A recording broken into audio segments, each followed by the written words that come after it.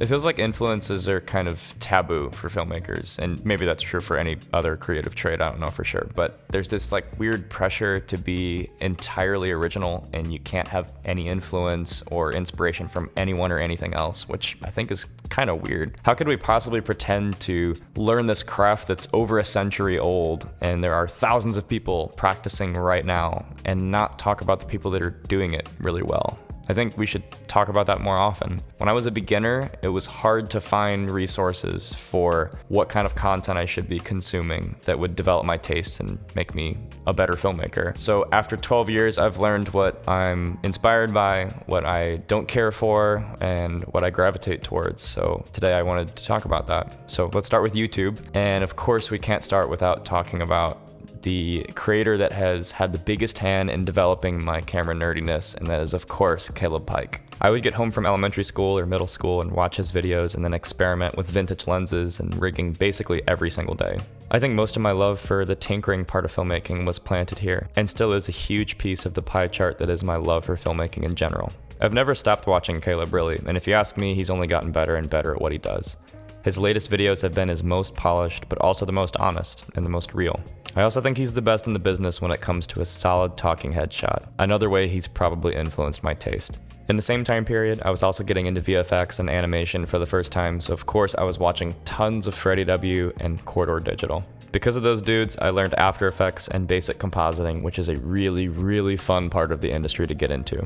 All my first videos when I was like 10 years old were basically action scenes with explosions and lightsabers and stuff. Corridor is still absolutely killing it, and I love the VFX and Stunt React series, and I watch it all the time.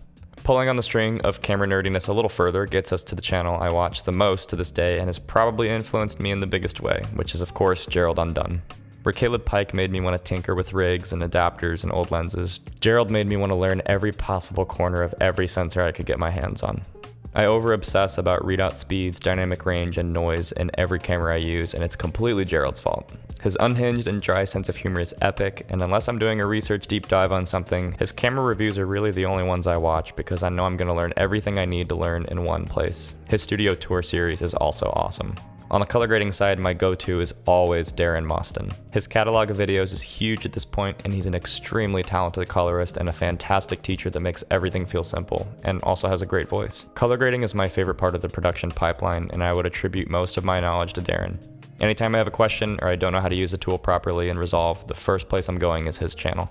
In general, I would say I swing a little too far on the technical side, and storytelling is the area I've been actively trying to grow in recently. When I think of filmmakers I love who focus harder on the filmmaking part, the standout is Denis Gevirtz. I found his channel years ago because I love the way his classic blue background talking heads looked, and he's remained one of my favorite channels ever since.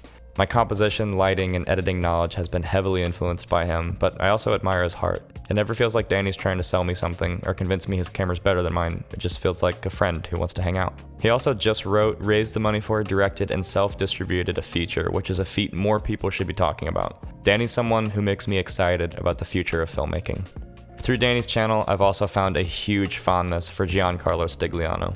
His understated demeanor is exactly what I'm looking for when I'm pursuing trade knowledge, and he has a ton of it. I love his filmmaking style, I love the practical knowledge he puts out, and I really love his podcast, The Creative Gap. It's one of 2 podcasts I listen to. Back when I was mainly shooting weddings was when I discovered Kraig Adams, and I still watch today for his amazing hiking videos. His use of music, sound design, and simple composition is really inspiring, and I've watched many hours of this man hiking mountains at this point. Huge fan. Another camera reviewer I have a lot of love for is Mayfield.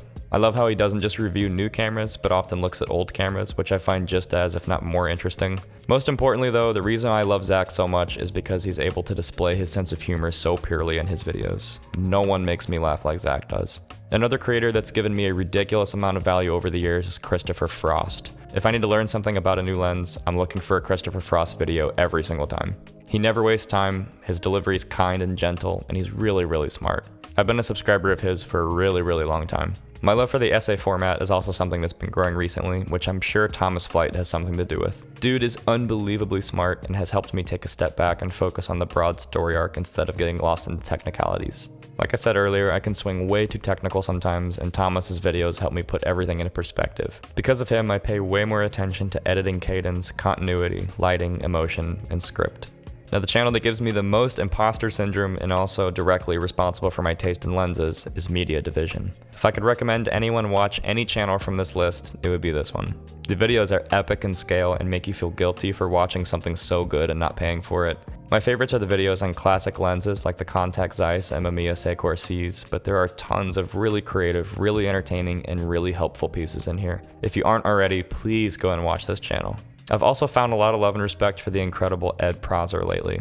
This dude is such a good filmmaker and his videos are excellent. I will watch every single video Ed comes out with immediately. I love his mix of technical knowledge, real world use, storytelling, and trade knowledge. He's everything I could ever hope to be in the world of filmmaking.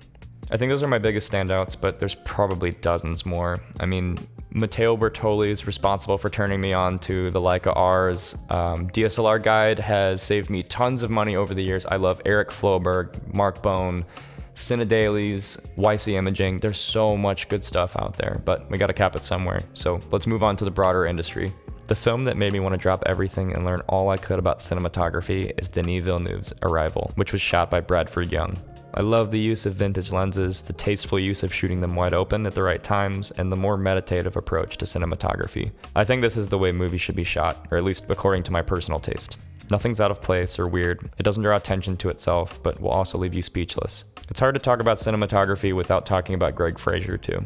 The dude makes amazing stuff, full stop. Both Dune films are monumental achievements in cinematography, but I also love the approach to Matt Reeves' Batman. Fraser also isn't afraid to incorporate vintage glass, which I likey. Another thing I connect with for some reason is slapstick.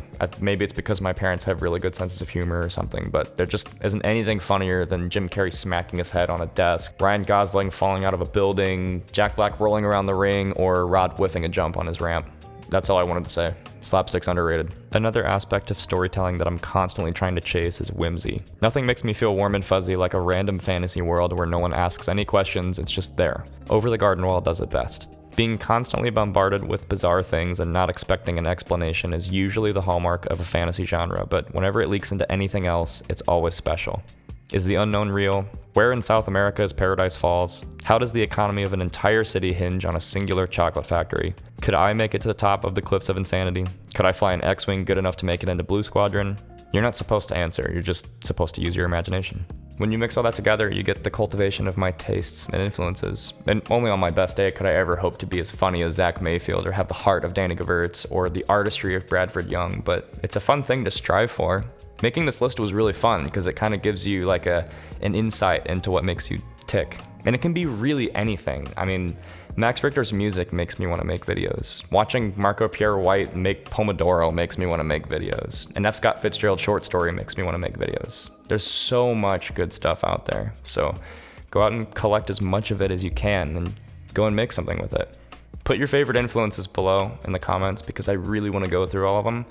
But otherwise, thanks for watching. I appreciate you guys and I'll see you soon.